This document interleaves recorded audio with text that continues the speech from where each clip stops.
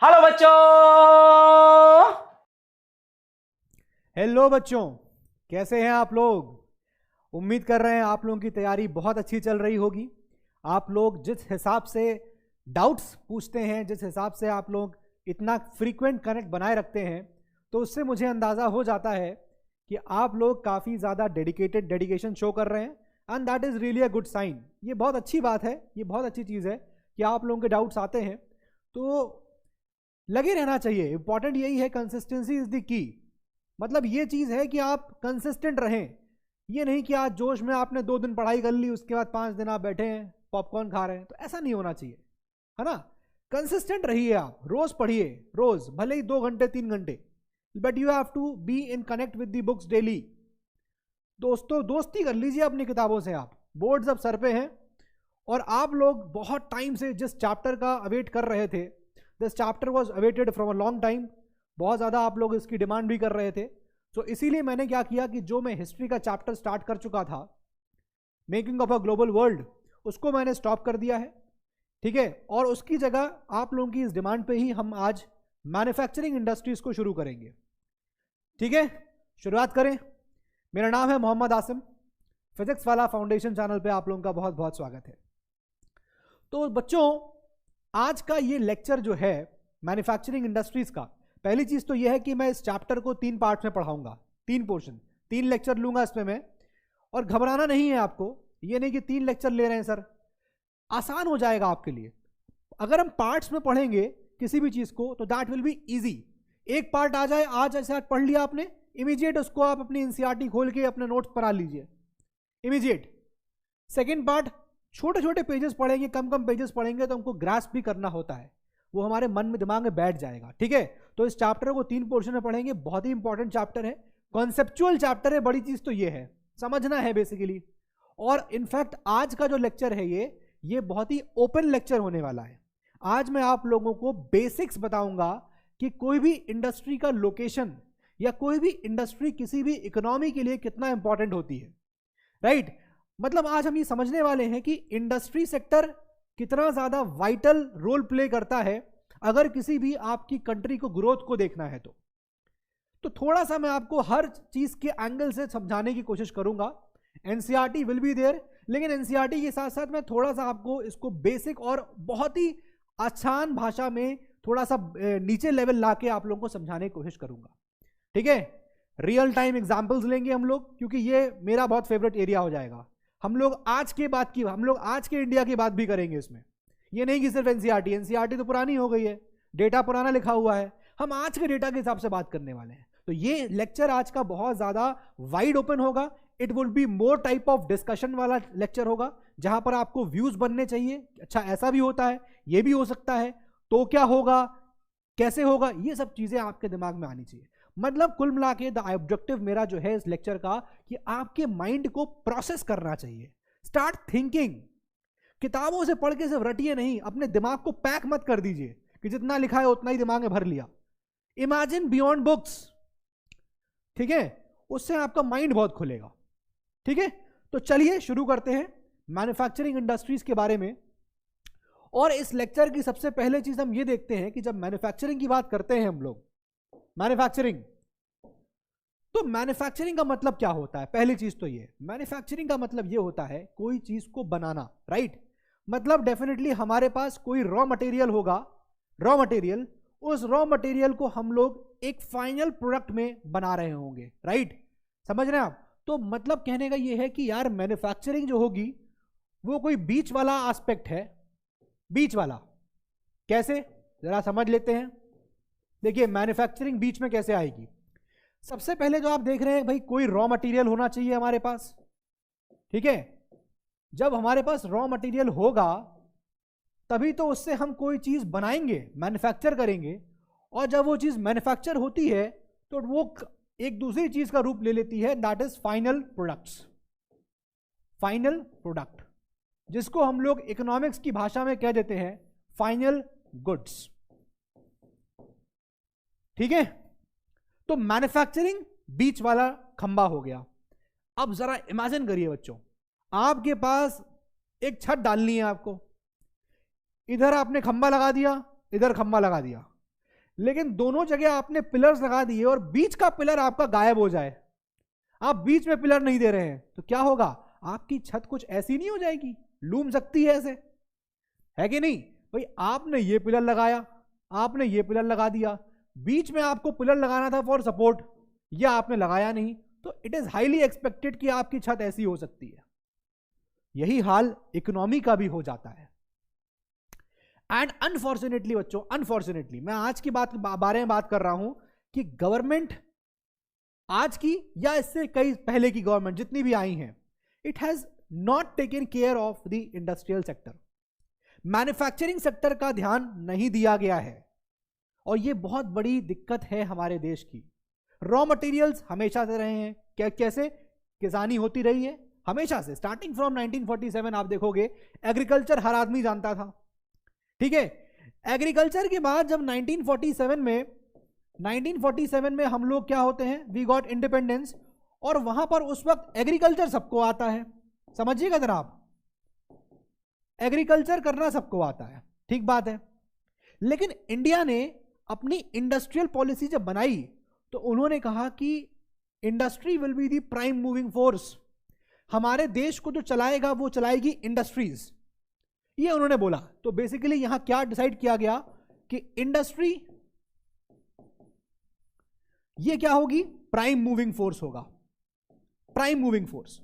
और इसके लिए यहां जो आइडिया लाया गया था वो ये किया गया था कि एक काम करेंगे, मतलब बेसिक आइडिया क्या था इंडिया को आगे बढ़ाने का, 1947 की बात बता रहा हूं आपको। बेसिक आइडिया ये था कि हम एक इंडस्ट्री लेके आते हैं, हम इंडस्ट्री सेटअप करेंगे, इंडस्ट्री में क्या करेंगे, हम लोगों को एम्प्लॉयमेंट देंगे, we will provide them employment, लोगों को एम्प्लॉयमेंट मिलेगा, लोग उसमें काम करेंगे, लोगों को एम्प्लॉयमेंट मिलेगा, जब लोगों को एम्प्लॉयमेंट मिलेगा तो लोगों को पैसे मिलेंगे, और जब लोगों को पैसे मिलेंगे तो उनकी इनकम राइज होगी, इनकम राइज होगी तो डेफिनेटली क्या होगा, फिर वो लोग, उनका लिविंग स्टैंडर्ड राइज होगा। अब जब उनके पास पैसे ज्यादा आ गए, समझिए हायरार्की क्या चल रही है, देखिए एम्प्लॉयमेंट मिल गया, एम्प्लॉयमेंट मिलेगा तो क्या होगा, इसकी जगह इनकम बढ़ जाएगी, जब इनकी इनकम बढ़ जाएगी तो क्या होगा, स्टैंडर्ड ऑफ लिविंग बढ़ेगा, स्टैंडर्ड ऑफ लिविंग बढ़ने वाला है, ठीक है। और जब ये बताइए इनकम बढ़ गई तो डेफिनेटली फिर ये लोग अगर अभी तक मान लीजिए कि कह सकते हैं कि मान लीजिए 2 किलो चावल खाते थे, तो अब इनकी इनकम बढ़ गई तो हो सकता है ये अब 5 किलो चावल खाने लग जाएं। पहले हो सकता है ये महीने में 2 बार चिकन खाते थे, मीट खाते थे, नॉनवेज खाते थे, हो सकता है अभी 10 बार खाने लग जाए, पैसे ज्यादा आ गए।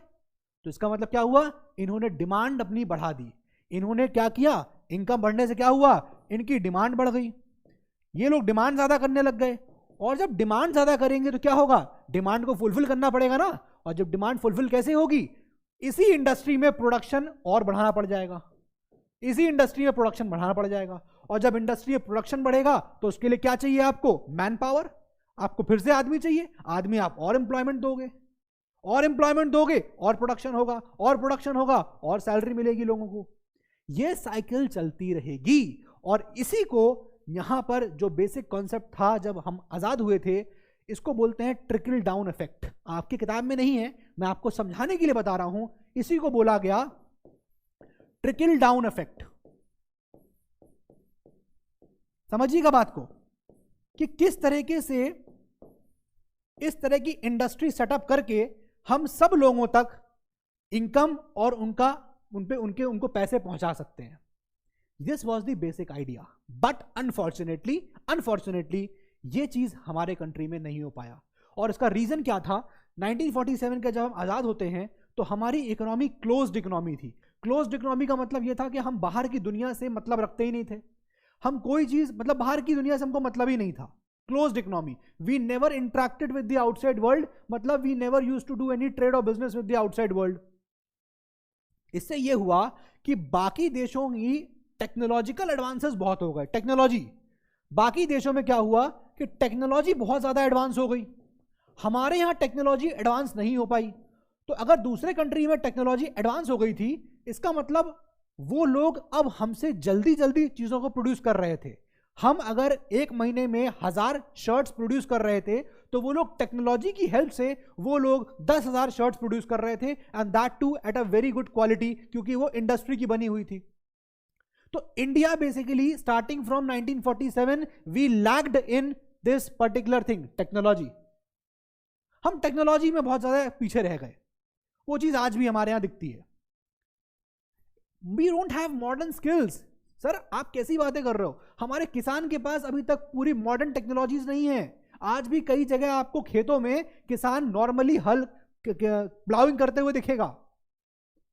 टेक्नोलॉजिकल, कितना ज्यादा टेक्नोलॉजी मैटर करती है, ये आपको यहां पर अप्रिशिएट करना पड़ेगा। तो बेसिकली यहां पर जो ये इंडस्ट्री को इतना ज्यादा पुश करना चाहिए था, ऑल्दो हमने इंडस्ट्री को प्राइम मूविंग फोर्स रखा था, फिर भी हमारा ये चीज जो ऑब्जेक्टिव था वो अचीव नहीं हो पाया। रीजन वाज कि टेक्नोलॉजी बहुत ज्यादा हम पीछे हो गए थे। उसके अलावा बहुत सारे रीजन थे, लाइक पॉलिटिकल रीजंस थे बहुत ज्यादा। आप देखेंगे तो लाइक हम कह सकते हैं पॉलिटिकली चीजें हमारे साथ नहीं थी, मतलब बहुत अनस्टेबल था कभी कभी country, like after the death of Jawaharlal Nehru and during the times of emergency when Indira Gandhi was ruling, काफी ज्यादा चीजें हुई। तो हमारा ध्यान उधर गया ही नहीं कि हमको इन पे भी ध्यान देना चाहिए, ठीक है। और ना ही इतनी अवेयरनेस थी लोगों के अंदर। क्यों? और अवेयरनेस इसलिए भी नहीं थी क्योंकि हमको जानते ही नहीं थे। अरे ना कुछ होता ही नहीं था कि हम भैया बाहर की दुनिया के बारे में जान भी जाएं। ऊपर से इलिटरेसी हमारे यहाँ बहुत थी। प्रॉब्लम है ना सर, हम लोगों को आजादी दिलाई गई है, हम लोग कभी आजादी चाहते नहीं थे। कहीं विलिंगनेस दिखती है? See the people of Germany, see the people of, अब दूसरे फ्रेंड फ्रांस, कैसे लोगों ने आजादी छीनी है, वहां पर छीनी है आजादी, हमको चाहिए। यहां पर एक आदमी लीड कर रहा है, भैया उठो चलो आजादी चाहिए, चलो चलो, ये काम हुआ है यहां पर। तो वो फीलिंग आपके अंदर कभी रहती है पैट्रियोटिज्म की, वो होनी चाहिए। नहीं आती है ना तो please go to Wagha border, Attari border पे जाइए एक बार, सीधा रिट्रीटिंग सेरेमनी वहां पर जो होती है बहुत ही शानदार होती है। रिट्रीटिंग सेरेमनी हर रोज होती है शाम को, और क्या गजब का आपको पैट्रियोटिक फीलिंग आता है, लगता है वहां पर पहुंच के कि यार मैं इंडियन हूं, मजा आ जाता है उस जगह पे। बट एनीवे, तो ये यहां पर जो मैं बता रहा हूं कि हम लोग के कंट्री में ये प्रॉब्लम रही हमेशा से, ठीक है।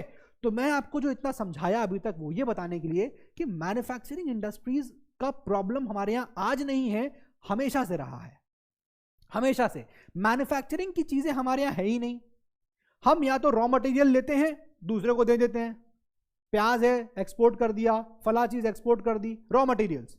फिनिश प्रोडक्ट्स ले लेते हैं, फिनिश प्रोडक्ट्स कितने आपको ब्रांड्स दिखते हैं अच्छे अच्छे जो कपड़े के हों और आपने इंडियन हो, सब आप एक्सपोर्ट कर रहे, ले आओ सारी आप फॉरेन कंट्रीज को अपने कंट्री में लाके बैठाए हुए हो, खुद के अंदर मैन्युफैक्चरिंग नहीं है। आप बुला रहे हो, एफडीआई आपने किया है, फॉरेन डायरेक्ट इन्वेस्टमेंट, लेकिन फिर भी उसका अभी रोल इतना ज्यादा समझ में आता नहीं है स्टिल, ठीक है ना। तो बेसिकली यहां जो समझाने का मतलब है वो यही है कि manufacturing industries are very very important, very very important, ठीक है, और काफी ज्यादा ध्यान उसको देना चाहिए उस पर। अब मैन्युफैक्चरिंग इंडस्ट्री की बात करूं तो वो स्मॉल इंडस्ट्री भी हो सकती है, वो एक बड़ी इंडस्ट्री भी हो सकती है, and even to the extent household industry भी हो सकती है, यानी हाउस होल्ड में चल रही हो। बहुत सारी इंडस्ट्रीज चलती हैं, जैसे अगरबत्ती बनाना, जैसे कि कुछ कुछ छोटी छोटी चीजें, मैच स्टिक्स बनाना, ये सब बन जाती हैं, छोटी छोटी इंडस्ट्रीज है, ठीक है।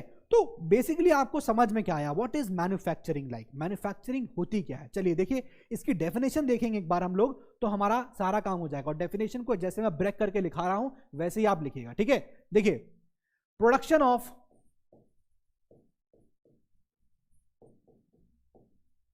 सॉरी इसको आप लिख लीजिए, प्रोसेसिंग कर लीजिए, या प्रोडक्शन लिख रहे हैं, चलिए production of goods, production of goods काहे के लिए कर रहे हैं, जब आप प्रोडक्शन ऑफ गुड्स करेंगे एक बहुत ही ज्यादा लार्ज क्वांटिटीज में, large quantity, production of good in large quantity after processing from raw materials. कब कर रहे हैं ये प्रोडक्शन, आप जो गुड्स का कर रहे हैं लार्ज क्वांटिटी में, ये कब कर रहे हैं, after processing from raw material. एक बार जब आप मटेरियल से, रॉ मटेरियल से प्रोसेस कर लेते हैं और उस रॉ मटेरियल से आप लार्ज क्वांटिटीज में गुड को प्रोड्यूस करते हैं, तो काहे के लिए, to make more valuable products, ये आप क्यों कर रहे हैं? To make more valuable products. This is entirely called as manufacturing. I hope ये चीज आपको यहां पर अब क्लियर हो गई होगी. ठीक है, नोट डाउन कर लीजिए, ऐसे ही आप इसको याद कर लीजिएगा. तो देखिए पेपर जो है वो वुड से बनता है, शुगर है, शुगर केन से मिलती है हमको, आयरन एंड स्टील है वो हमको आयरन ओर से मिलता है, एल्यूमिनियम हमको बॉक्साइट से मिलता है. तो देखिए एल्यूमिनियम हमको मिनरल से मिल रहा है, शुगर हमको शुगर केन से मिल रही है, अलग अलग जगह से हमको अलग अलग चीजें मिलती है. तो बेसिकली यहाँ क्या समझ में आ रहा है कि जो लोग people who are employed in the secondary activities यानी मैन्युफैक्चरिंग में जो लोग यहां पर इन्वॉल्व होते हैं, people who are involve in the secondary activities manufacture the primary materials, है कि नहीं? यहां जो लोग काम कर रहे हैं वो क्या काम कर रहे हैं? वो बेसिकली प्राइमरी मटेरियल्स पे तो काम करते हैं भाई. उनको जो प्राइमरी मटेरियल्स मिले हैं उसी पे तो काम कर रहे हैं ये लोग. तो जो लोग, मैं क्या बोल रहा हूं, पीपल, ये लाइन लिखी है आपके एनसीईआरटी में, please read it. People who are employed in secondary activities manufacture the primary materials into primary materials. इनको दिया जाता है, इनको प्राइमरी मटेरियल दिया गया, इन्होंने क्या किया, इन्होंने उसको प्रोसेस किया, लार्ज क्वांटिटी में प्रोडक्शन किया और उससे क्या मिला? फाइनल गुड्स मिल जाते हैं. ठीक है, फिनिश गुड्स मिल जाते हैं. तो ये उनको मिल जाता है, दिस इज कॉल्ड एज यहां पर फिनिश गुड्स. आई होप ये लाइन आपको समझ में आई एनसीईआरटी की. ठीक है, तो देखिए मैन्युफैक्चरिंग इंडस्ट्री जो है और सेकेंडरी सेक्टर, मैन्युफैक्चरिंग इंडस्ट्री मतलब आप देखेंगे तो सेकेंडरी सेक्टर के अंदर आ जाता है. और इकोनॉमिक स्ट्रेंथ, किसी भी कंट्री की इकोनॉमिक स्ट्रेंथ को देखना है तो आप उस कंट्री के मैन्युफैक्चरिंग सेक्टर को देखिए. मैन्युफैक्चरिंग सेक्टर, चाइना मैन्युफैक्चरिंग बहुत ज्यादा होती है. This is the basic difference between India and China. जब चाइना को इंडिपेंडेंस मिला तो चाइना ने अपना प्राइम मूविंग फोर्स एग्रीकल्चर रखा था, और इंडिया को जब मिला था तो इंडिया ने अपना प्राइम मूविंग फोर्स इंडस्ट्री रखा था. लेकिन फिर भी चाइना हमसे आगे है. क्यों? क्योंकि उन्होंने अपने इंडस्ट्रियल सेक्टर को, मैन्युफैक्चरिंग सेक्टर को वेटेज दिया, उन्होंने उस पर इन्वेस्टमेंट किया, मैन्युफैक्चरिंग करवाई. हमारे यहां लोगों के अंदर स्किल ही नहीं है, बीड़ी पीना आता है, बैठ के बस बीड़ी पी रहे हैं. अरे स्किल सीखो. People don't want to work. Free की सब्सिडी मिल जाती है, सब्सिडी मिल रहा है, डायरेक्ट बेनिफिट स्कीम ट्रांसफर चल रहा है, लोग कमाने नहीं चाहते हैं. पता है सरकार पैसा डाल देगी अकाउंट में, भी खा लेंगे उसी से, बाकी भीख मांग लेंगे बच्चा कुचा. लोगों के अंदर काम करने की इच्छा नहीं है. See people of Japan, Japanese के अंदर आप देखिए, उनके अंदर काम, वो चाहते हैं काम दो मुझे, खाली नहीं बैठना मुझे. बावले हो जाते हैं वो लोग काम करने के लिए. इसलिए उनकी टेक्नोलॉजी देखिए आप, बुलेट ट्रेन चला रहे हैं. हमारे यहाँ ये कोशिश कर रहे हैं. चलिए खैर ठीक है, हो जाए, अच्छी बात है, कंट्री का डेवलपमेंट होना चाहिए. लेकिन पॉइंट यह क्या है यहां पर देखिए कि मैन्युफैक्चरिंग सेक्टर कितना इंपॉर्टेंट हो जाता है. चाइना के अंदर मैन्युफैक्चरिंग का हब हो गया है. चाइना मैन्युफैक्चरिंग वहां पर होती है. बाहर के देशों से वहां पर आता है रॉ मटेरियल, वहां मैन्युफैक्चर होता है. अब चाइना में मैन्युफैक्चर क्यों होता है? क्योंकि चाइना बच्चों एक ऐसा कंट्री है, चाइना के अंदर भाई क्यों यहां why China is a manufacturing hub? बताइए जरा, क्यों लग रहा है चाइना एक मैन्युफैक्चरिंग कंट्री क्यों बन गया है? रीजन उसका यह है कि चाइना प्रोवाइड्स, देखिए चाइना में आपको जो लेबर कॉस्ट है वो बहुत कम मिलेगी. लेबर कॉस्ट यानी जो वहां लोग काम करते हैं वो कम पैसों में खरीद जाते हैं. ठीक है, कम पैसों में. अब यहां क्या है, यहां मनरेगा निकाल रखा है, मिलेगा ही मिलेगा. चाहे दीवार बने ना बने, फर्जी नाम लिखा देते हैं लोगों का और बन जाएगा. चाइना में लेबर कॉस्ट सस्ती है. चाइना में पावर, भाई आप कोई चीज बनाओगे, मैन्युफैक्चरिंग करोगे, यू नीड पावर, इलेक्ट्रिसिटी. वहां बिजली सस्ती है. वहां पर आपको और चीजें जो मिलेंगी, लेबर कॉस्ट हो गया, पावर, लैंड, ये सब चीजें वहां पर आपको सस्ती मिलेंगी. ठीक है, तो बहुत ज्यादा रीजंस है, बहुत सारे रीजंस हैं चाइना में आपको. अच्छा, एक रीजन वहां पर ये भी है, नेगेटिव साइड है उनका, वो ये कि चाइना में पॉपुलेशन बहुत ज्यादा है. यह आपको ही पता होगा. चाइना एक ओवर पॉपुलेटेड कंट्री है, जिसकी वजह से क्या होता है, चूंकि वहां बहुत सारे लोग हैं तो एम्प्लॉयमेंट कम ही लोगों को मिल पाता है. और सब लोग काम करने की कोशिश करेंगे, सब लोग पहुंचेंगे कि हमको दे दो, हमको दे दो. तो यहां पर इसलिए लेबर की कॉस्ट कम हो जाती है. अगर लोग ज्यादा कम होंगे काम कर, मान लीजिए लोग कम हैं, लोग हैं खाली 10, काम करवाना है तो उनको सैलरी दे दी मान लीजिए 100 रुपए. अब मान लीजिए लोग हो गए 1000, तो अब आदमी कहेगा ना कि भाई हमें दे दो हमें दे दो, तो जो काम करवाने वाला है वो कहेगा ठीक है 100 रुपये नहीं देंगे 90 रुपये देंगे, करना हो तो करो। तो फिर इंसान को लगेगा यार मैं 90 भी नहीं करूंगा तो दूसरा कोई कर देगा, इसलिए वो करने को तैयार हो जाता है। ये एक रीजन है चाइना एक मैन्युफैक्चरिंग हब बनता चला जाता है, ठीक है। लेकिन इंडिया में ऐसा नहीं है। तो बहुत बेसिकली इंडिया के अंदर, इंडिया में मैन्युफैक्चरिंग, कोई भी कंट्री में मैन्युफैक्चरिंग जो इंडस्ट्री है वो बहुत ज्यादा इंपॉर्टेंट होती है, वो चीज आप जरूर याद रखिएगा, ठीक है। मैंने आपसे कहा था ना ये बहुत ओपन सेशन होगा, I will give you current, आज के आपके एग्जांपल दूंगा ताकि आपको चैप्टर का रेलेवेंस समझ में आए। खाली ये नहीं कि बोर्ड में पढ़ के खत्म कर दिया, रेलेवेंस होना चाहिए, क्या पढ़ रहे हैं क्यों पढ़ रहे हैं, ठीक है। आगे देखिए जरा, अब मैं आपको बता रहा हूं क्या क्या इंपॉर्टेंस है मैन्युफैक्चरिंग इंडस्ट्रीज की। चलिए देखिए व्हाट आर द इंपॉर्टेंस। पहला इंपॉर्टेंस देखिए, पहला इंपॉर्टेंस ये है कि मैन्युफैक्चरिंग जो सेक्टर है बेसिकली वो हमको सिर्फ क्या करता है, मतलब वो हमारा जो बहुत ज्यादा हम डिपेंड हो जाते हैं ना एग्रीकल्चर सेक्टर पे, वो नहीं करना पड़ता है, ठीक है। तो क्या करेगा, पहला एडवांटेज क्या है, रिड्यूसेस व्हाट, ओवर डिपेंडेंसी कम हो जाती है। मतलब आप over dependency on what, on agriculture, आपको ज्यादा ओवर डिपेंडेंट नहीं होना पड़ेगा एग्रीकल्चर पे, ठीक है। पॉइंट नंबर 2 देखिए, it helps in eradication of what, eradication of poverty. भाई इंडस्ट्री होगी, मैन्युफैक्चरिंग सेक्टर है तो लोग इसमें काम करेंगे, पॉवर्टी खत्म होगी एंड साथ में अनएम्प्लॉयमेंट भी खत्म होगा, ठीक है। नंबर 2, नंबर सी इसका इंपॉर्टेंस है कि आपका ट्रेड यानी आपके एक्सपोर्ट्स और इंपोर्ट्स ये बढ़ने लगेंगे, ठीक है। आपके एक्सपोर्ट्स बढ़ेंगे और आपके इंपोर्ट्स घटेंगे। आप बाहर से कम लोगे, एक्सपोर्ट ज्यादा करोगे, बाहर से कम खरीदोगे तो उससे क्या होगा भाई, आपके खर्चे बच जाएंगे गवर्नमेंट के। अदरवाइज आपके अंदर मैन्युफैक्चरिंग इंडस्ट्री नहीं है तो आपको अपना सामान, फाइनल प्रोडक्ट्स आपको बाहर से खरीदने पड़ते हैं, उससे क्या होगा, इंपोर्ट बढ़ेगा। इंपोर्ट बढ़ता है तो क्या होता है, गवर्नमेंट के खर्चे बढ़ जाते हैं।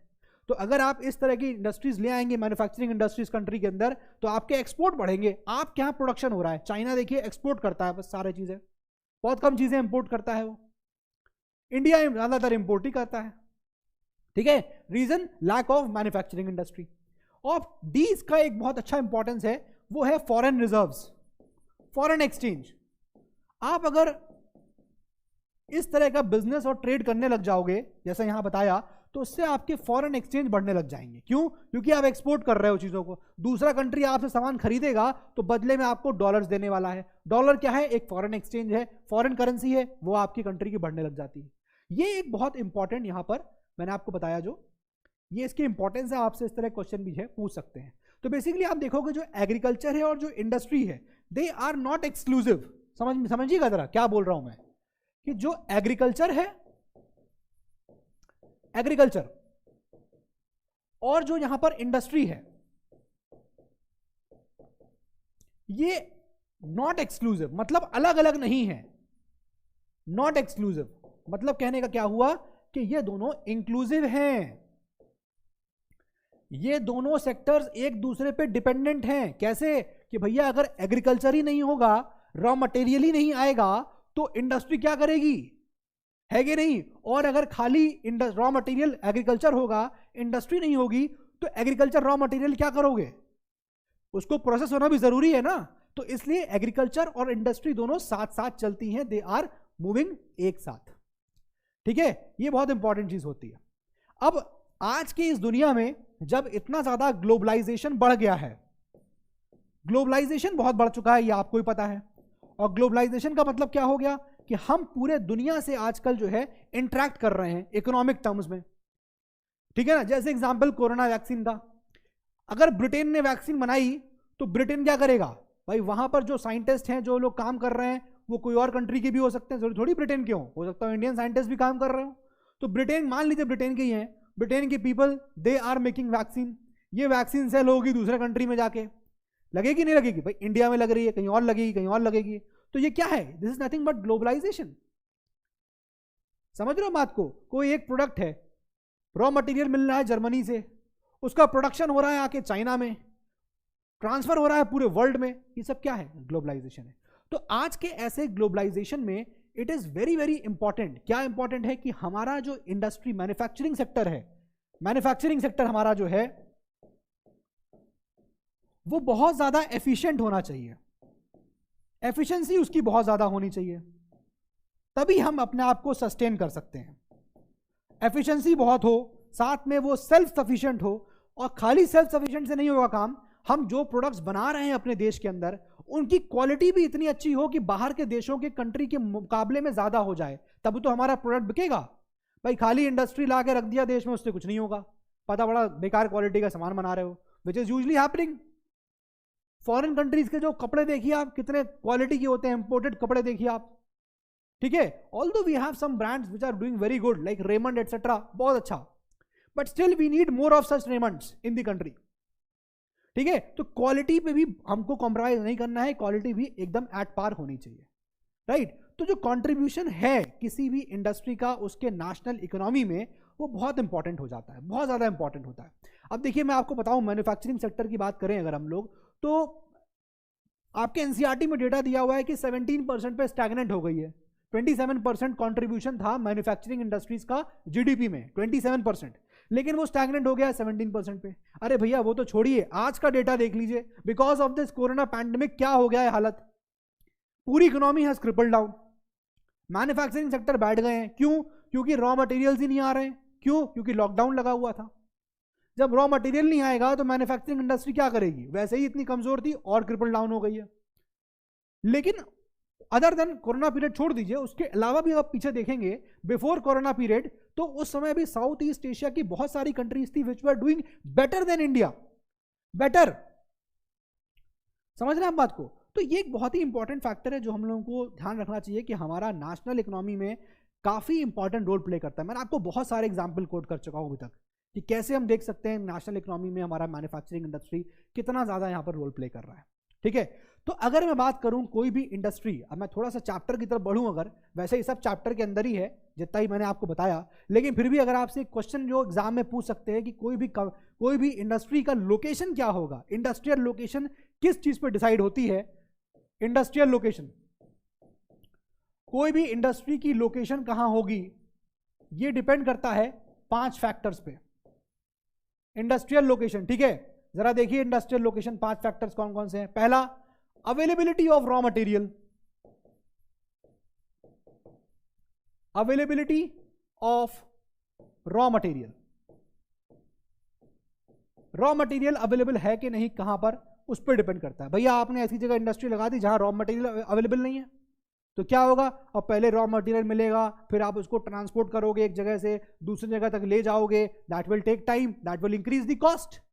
रॉ मटेरियल वाला भी अपने पैसे ले लेगा, आपको देगा किसी दाम पे, आप कहोगे भाई हम भी तो अपना प्रॉफिट निकालेंगे, फिर आप पता चल रहा है कि आप ज्यादा मैन्युफैक्चरिंग हाई कॉस्ट पे कर रहे हो।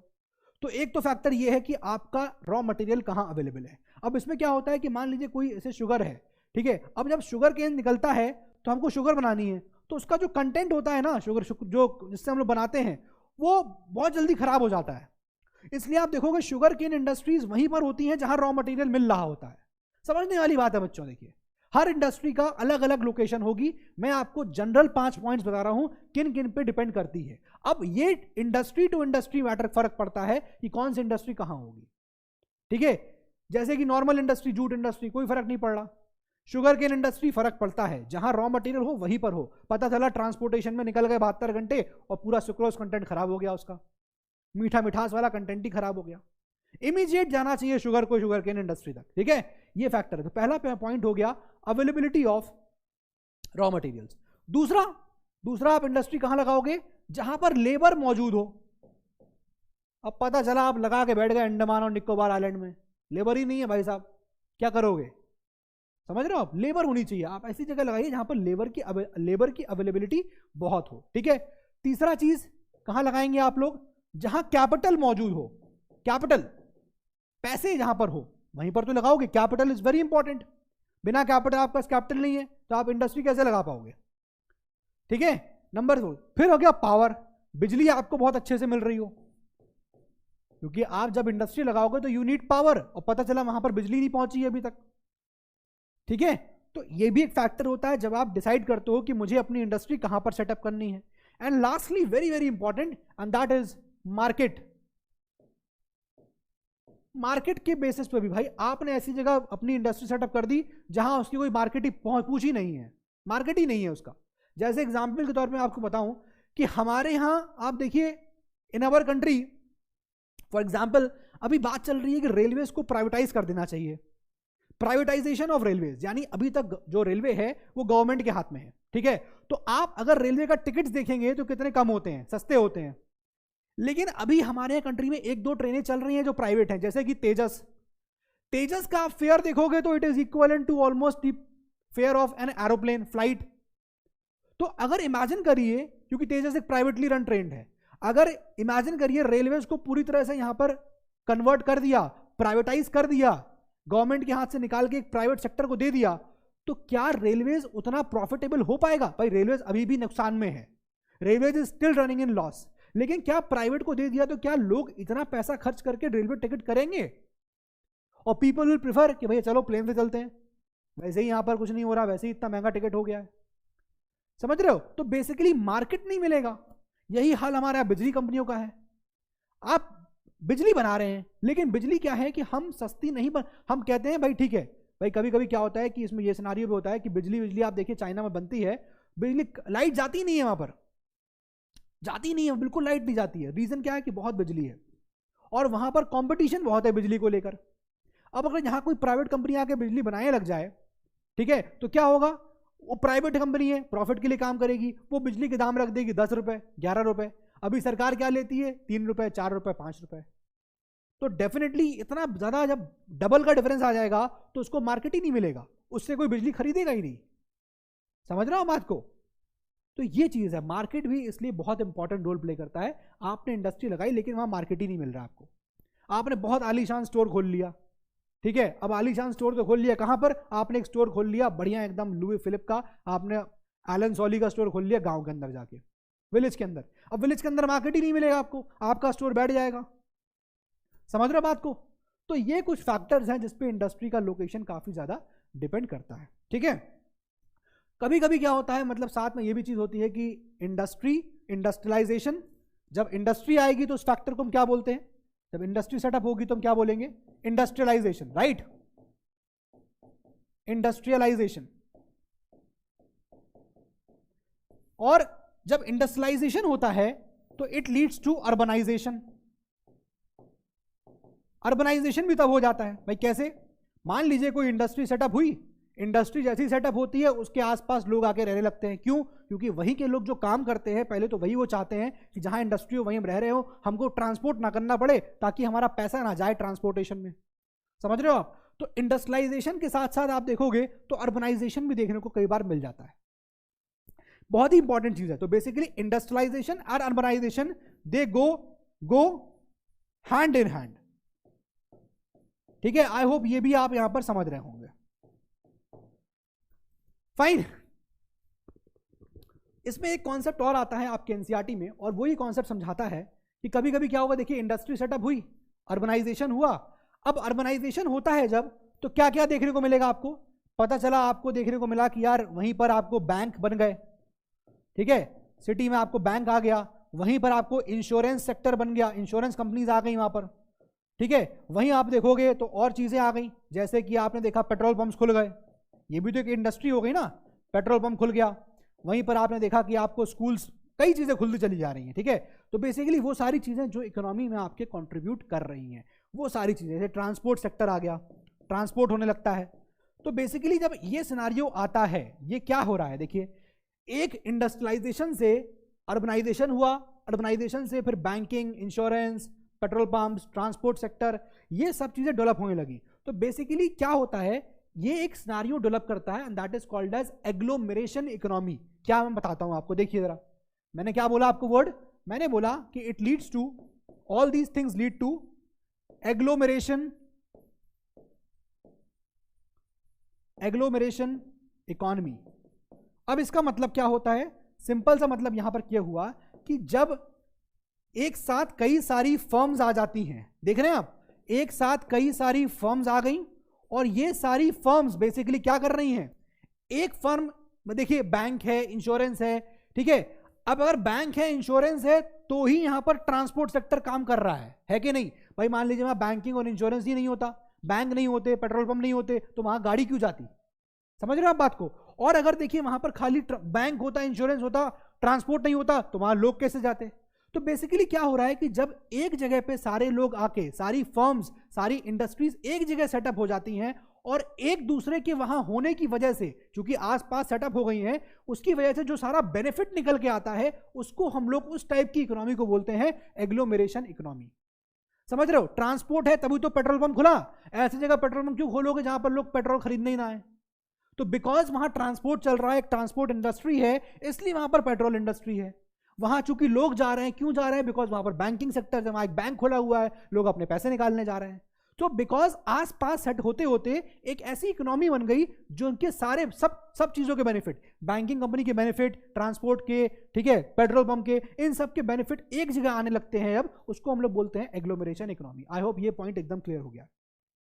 तो इन अ क्रक्स जो इतना मैंने अभी तक समझाया आपको क्या लग रहा है? What is the most important thing कि यार इंडस्ट्री की लोकेशन ऐसे सेट करनी चाहिए? मेरे हिसाब से मुझे लगता है, आपकी एनसीईआरटी भी कहती है, वो है लीस्ट कॉस्ट। सबसे कम पैसा कहां पर लग रहा है? लीस्ट कॉस्ट, सबसे कम पैसा कहां लग रहा है, वो आपका डिसाइडिंग फैक्टर होता है कि इंडस्ट्री कहां पर लोकेटेड होगी। आई होप ये चीज आपको एकदम क्लियर हो गया। ठीक है, तो इस जगह पे अब एक लास्ट पॉइंट और बचा हुआ है, वो मैं आपको और बता के इस आज का लेक्चर यहां वाइंड अप कर रहा हूं, और वो है क्लासिफिकेशन ऑफ इंडस्ट्रीज। क्लासिफिकेशन, और हम नेक्स्ट लेक्चर से इन क्लासिफिकेशन को पढ़ना स्टार्ट करेंगे। क्लासिफिकेशन, तो देखिए क्लासिफिकेशन देखिए, पहला on the basis of raw material. Raw material के बेसिस पे हम यहां पर इंडस्ट्रीज को क्लासिफाई कर सकते हैं इन बेसिस ऑन 2 पॉइंट्स। एक हो गया यहां पर एग्रो बेस्ड, यानी एग्रीकल्चर बेस्ड होती है, एग्रो बेस्ड, जैसे कि हो गया कॉटन, ठीक है, एटसेट्रा। और एक हो गया मिनरल बेस्ड, जैसे कि हो गया iron and steel, mineral based, aluminium. तो इस बेसिस पे हमने एक इंडस्ट्री को क्लासिफाई किया कि हमको वो रॉ मटेरियल देती है, इस वजह से हमने यहां पर बोल दिया। ठीक है, फिर उसके बाद एक क्लासिफिकेशन करेंगे कि उनका रोल क्या है, रोल, बेसिक रोल क्या है, मेन रोल क्या है उस इंडस्ट्री का। तो यहां पर इस बेसिस पे हम 2 तरीके से डिसाइड कर सकते हैं। बेसिकली हम इसको लिख सकते हैं मेन रोल, मेन रोल। अब इसको यहां 2 तरीके बता सकते हैं, जैसे देखिए पहला हो गया हम जिसको बोलते हैं की इंडस्ट्रीज, की इंडस्ट्रीज, की इंडस्ट्री बोल लीजिए, या फिर आप इसको बेसिक इंडस्ट्री बोल लीजिए। ये कौन सी है? इसमें क्या हो रहा है, इस इंडस्ट्री में आप देखेंगे तो आप रॉ मटेरियल प्रोवाइड कर रहे हैं किसको? मैन्युफैक्चरर को। You provide the raw material, you provide the raw material किसको? मैन्युफैक्चरर को। ठीक है, एक हो जाएगा की इंडस्ट्री, दूसरा हो जाएगा कंज्यूमर इंडस्ट्री, कंज्यूमर इंडस्ट्री।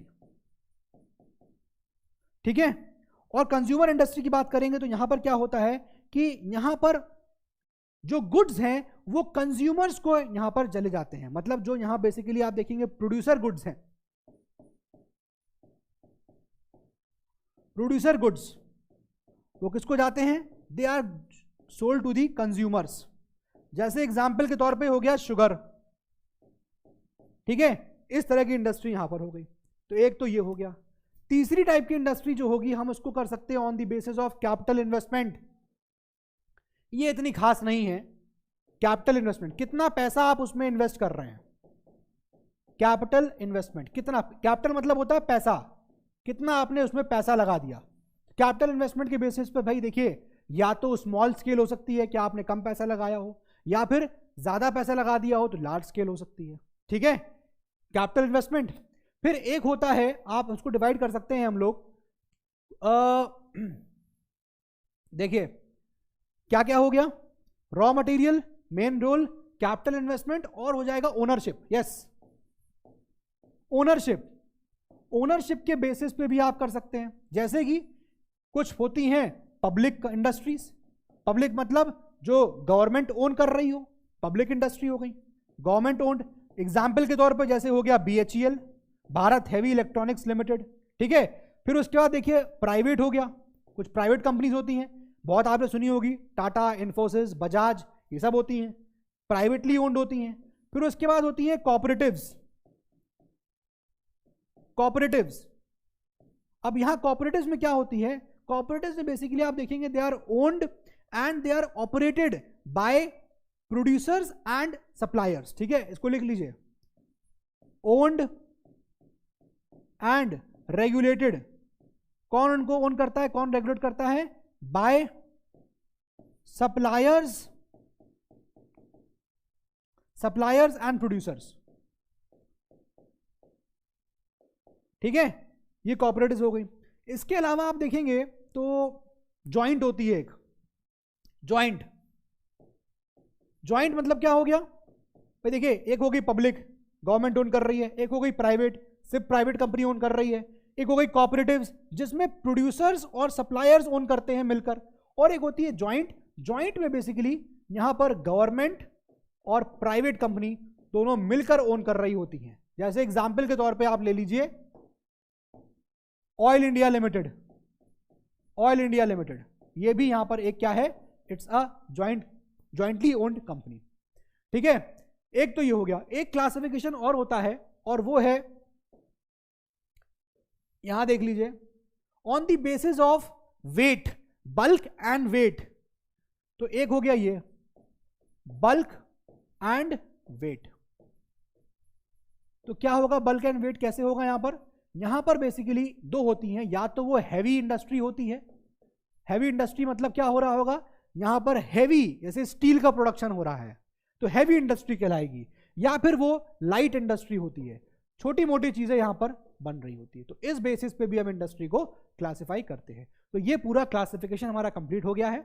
ठीक है, अब अगले लेक्चर से जो है वो हम लोग इन क्लासिफिकेशंस को पढ़ना शुरू करेंगे। We will start from the agro based industries, और हम उसमें एक एक करके इंडस्ट्रीज को टेकअप करेंगे। ठीक है, चलिए पढ़ते रहिए, मेहनत करते रहिए, अगले लेक्चर में मिलते हैं। Till then take care, bye. पढ़ाई करते रहें, ऑल द वेरी बेस्ट।